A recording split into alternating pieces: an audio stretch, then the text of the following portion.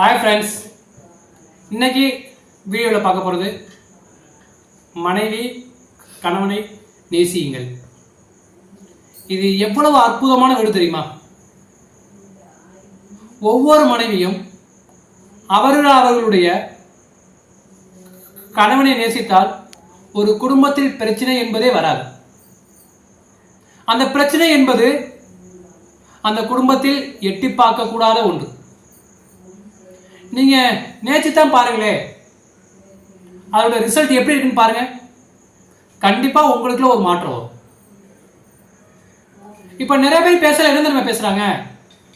என் வீட்டுக்காரா எப்ப பாரு வீட்டில் இருந்தாருன்னா டீ போடு காப்பி போடு, டீ போடு காப்பி போடுன்னு போட்டு நஜ்ஜு நஜ்ஜு நஜ்ஜு நஜ்ஜுன்னு அப்படியே பினாச்சி எடுத்துருவாரு. போட்டு அப்படித்தான் டார்ச்சர் பண்றாரு.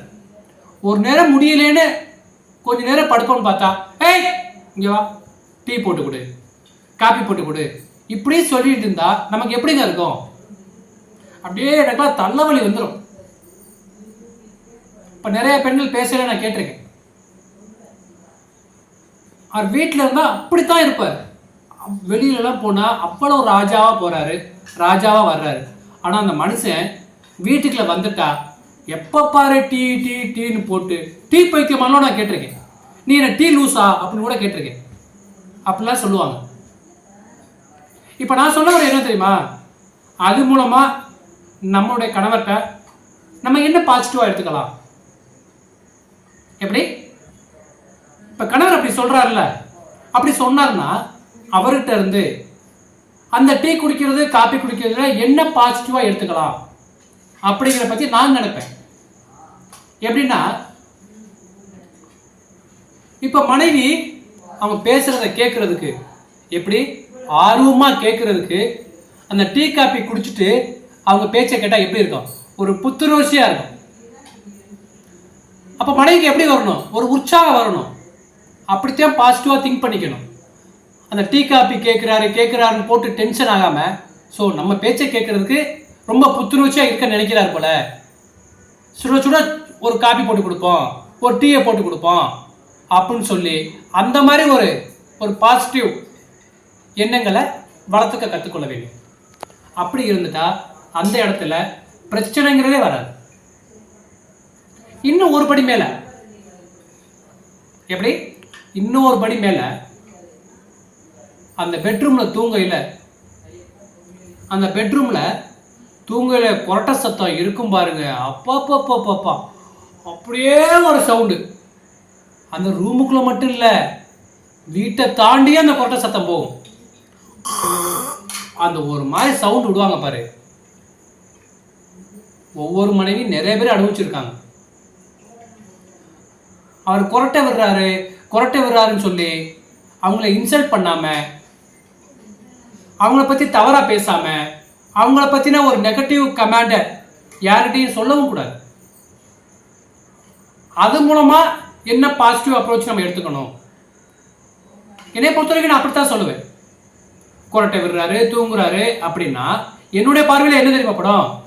ஸோ உங்களை கல்யாணம் பண்ணிக்கிட்ட பிறகுதான், எப்படி உங்களை திருமணம் பண்ணிக்கிட்ட பிறகுதான் அவர் வாழ்க்கையில சந்தோஷமா ஆழ்ந்த உறக்கத்தோட தூங்குறாரு.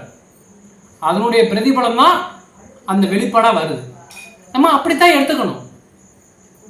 அதை விட்டுவிட்டு உன்னை தூங்கவா முடியுது, உன்னை படுக்கவா முடியுது, வீட்டுக்குள்ள இருக்கவே முடியல, நான் வெளியில போறேன், அங்கிட்டு போய் படுத்துக்கிறேன் அப்படின்னு சொல்லி சண்டை போட்டோம்னா வீணா கணவன் மனைவிக்கு இடையே பிரச்சனை தான் உருவாகும். ஸோ அந்த இடத்துல நம்ம என்ன பண்ணணும்? இந்த விதமான ஒரு சில பாசிட்டிவ் அப்ரோச்சை நம்ம வளர்க்க கற்றுக்கணும். எனக்கு பிறந்த நாளுக்கு பிரைஸ் வாங்கி தரல, சேலை வாங்கி தரல, பொங்கலுக்கு வாங்கி கொடுக்கல, கல்யாண நாளைக்கு வாங்கி கொடுக்கல, இப்படி கணவர் மேல அடுக்கடுக்கா குறை சொல்லிக்கிட்டு இருந்தா என்ன ஆகும்? இதுவும் ஒரு விதமான கணவன் மனைவிக்கு இடையே ஒரு பிரச்சனை உருவாகிறதுக்கு காரணம் உருவாகும். ஏன்னா இப்ப நிறைய ஃபங்க்ஷன், நிறைய திருவிழாக்கள் நிறைய வருது. எல்லாருமே இப்ப ஆன்லைன்லயும் எல்லாம் எடுத்துக்கிறாங்க. குரூப் சாரியா இருக்கட்டும், குரூப் ட்ரெஸ்ஸா இருக்கட்டும், எந்த விதமான ஒரு ஃபங்க்ஷனுக்கு என்ன தேவையோ எல்லாமே குரூப்பா எடுத்துக்கிறாங்க. ஸோ அவங்களுக்கும் அந்த பொண்ணுக்கும் ஆசை வருது. அப்போ பக்கத்து வீட்டுக்காரங்க, அவங்களோட உறவுக்கார பெண், அவங்க உறவுக்கார குடும்பம் எல்லாருமே ஒரு குரூப்பாக போடையில் இந்த பெண்ணுக்கும் ஆசை வரும். அப்போ நம்ம பிறந்த நாளைக்கு, நம்ம திருமண நாளைக்கு நம்மளும் ஹஸ்பண்டும் சேர்ந்து ட்ரெஸ் போட்டுக்கணும், நம்ம குழந்தைகளும் சேர்ந்து ஒரே மாதிரி போடணும், ஒரு யூனிக்காக இருக்கணும் அப்படி இவங்களுக்கும் ஒரு விதமான ஆசைகள் வரலாம். ஆசைகள் வர்றது தப்பு இல்லை. ஆனால் அந்த ஆசையே அந்த கணவன் மனைவிக்கு இடையே ஒரு பிரச்சனை வந்துடாமல் பார்த்துக்கணும். எனக்கு வாங்கி கொடுக்கல, இல்லை பிறந்த நாளைக்கு வாங்கி கொடுக்கல, கல்யாண நாளைக்கு வாங்கி கொடுக்கல, இப்படி குறையாக சொல்லிக்கிட்டு இருந்தா பிரச்சனைகள் இன்னும் மேலும் மேலும் வளர்ந்து போகுமே தவிர அது குறைகிறதுக்கான வாய்ப்பு ரொம்ப குறைவு. என்னோட பார்வையில் நான் என்ன சொல்ல வருவேன் அப்படின்னா, எப்படி என்னோட பார்வையில் நான் சொல்ல வர்றது, உங்களுக்கு ஒரு தேவையான துணி உங்கள்கிட்ட இருக்கலாம். ஸோ உங்களுடைய வருங்காலத்துக்கு, உங்களுடைய குழந்தைகளுடைய எதிர்காலத்துக்கு ஒரு சேமிக்கிறாரு, ஏதோ ஒரு விதத்தில் நமக்கு தெரியாமல் எங்கேயோ சேமிக்கிறாரு அப்படின்னு தான் நம்ம எடுத்துக்குவோம்.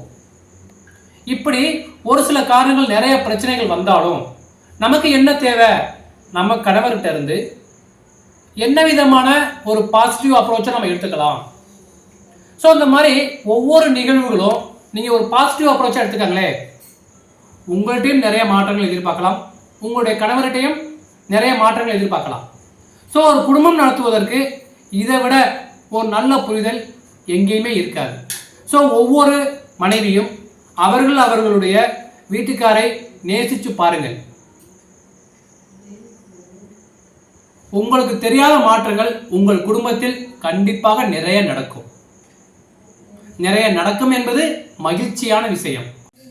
அது மாதிரி இன்னொரு விஷயங்களை பார்த்தோம் அப்படின்னா, ஒவ்வொரு குடும்பத்திலையும் அன்றாட முக்கியமான நிகழ்வுகள் ஒன்று, ஒவ்வொரு பெண்ணும் ஒவ்வொரு மனைவியும் எதிர்பார்க்கக்கூடிய ஒன்று.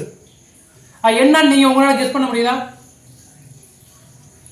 அதாவது நம்ம சமைக்கிற சாப்பாடை, அந்த உணவு வகைகளை என்னைக்காவது ஒரு நாள் ஒரு கணவரோ ஒரு உறவினர்களோ நல்லா இருக்குன்னு யாராவது சொல்லியிருப்பாங்களா? மனைவி அடிக்கடி சொல்லக்கூடிய வார்த்தை இதுதான்.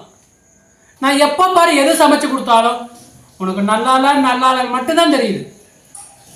ஏதாவது ஒரு நாளாவது நல்லா இருக்குன்னு சொல்றீங்களா? எது வெஜ்ஜு சமைச்சாலும் சரி, நான்வெஜ்ஜு சமைச்சாலும் சரி, எப்போ பாரு வீட்டில் ஒரு கணவன் மனைவிக்கு இடையே பிரச்சனை வருதுன்னா இது ஒரு முக்கிய காரணமாக தான் இருக்கும். ஸோ இதில் எப்படி ஒரு கணவர்கிட்ட நம்ம பாசிட்டிவ் அப்ரோச் எதிர்பார்க்கலாம்? நிறைய கணவர்மார்கள் நல்லா இருக்குன்னு சொல்லுவாங்க, ஒரு சில பேர் எது சமைச்சாலும் நல்லா இல்லைன்னு தான் சொல்லுவாங்க. அப்போ அந்த மாதிரி இருக்கிற இடத்துல நம்ம எப்படி பாசிட்டிவாக எடுத்துக்கலாம்? என்னோட பார்வையில் நான் எடுத்துக்கிற கருத்து இதுதான். உங்களுடைய கணவருக்கு நாக்கில் சுவைக்கும் திறன் இருக்க அதிகமாக வளருது. அந்த சுவைக்கும் திறன் இல்லாட்டி உங்களுடைய சமையலை அவரால் குறை சொல்ல முடியுமா? ஸோ உங்கள் வீட்டுக்காரருக்கு, உங்களுடைய கணவருக்கு, உங்களுடைய ஹஸ்பண்டுக்கு அந்த சுவைக்கும் திறன் அதிகமாக உள்ளதை நினச்சி நீங்கள் ரொம்ப பெருமைப்படணும். ஸோ இப்படி நீங்கள் ஒவ்வொரு நிகழ்வுகளுமே ஒரு பாசிட்டிவாக எடுத்துக்கணும்.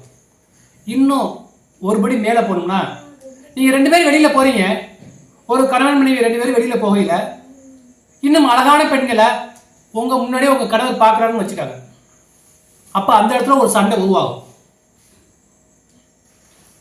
அப்போ நீங்கள் எப்படி பாசிட்டிவாக எடுத்துக்கலாம் அப்படின்னா, நம்மளை விட எந்த விதத்தில் இன்னும் என்ன அழகாக இருக்குன்னு சொல்லி பார்த்து, மற்ற பெண்களை பார்த்து உங்களுக்கு வாங்கி கொடுக்கறதுல ஒரு ஆர்வம் உள்ளவராக இருக்கலாம். ஸோ இந்த மாதிரி ஒவ்வொரு நிகழ்வுகளையும் நீங்கள் உங்களுடைய கணவர்கிட்ட ஒரு பாசிட்டிவ் அப்ரோச்சாக எடுத்துக்காங்களே, உங்கள் கணவன் மனைவிக்கிடையே பிரச்சனை வருவதற்கான வாய்ப்பு மிக மிக மிக மிக குறையும். ஸோ இந்த வீடியோ உங்களுக்கு பிடிச்சிருக்கு நம்புகிறேன். பிடிச்சிருந்துச்சுன்னா மற்றவங்களுக்கு ஷேர் பண்ணுங்கள். மற்றவங்களுடைய வாழ்க்கைக்கும் இந்த வீடியோ ஒரு பயனுள்ளதாக இருக்கும்.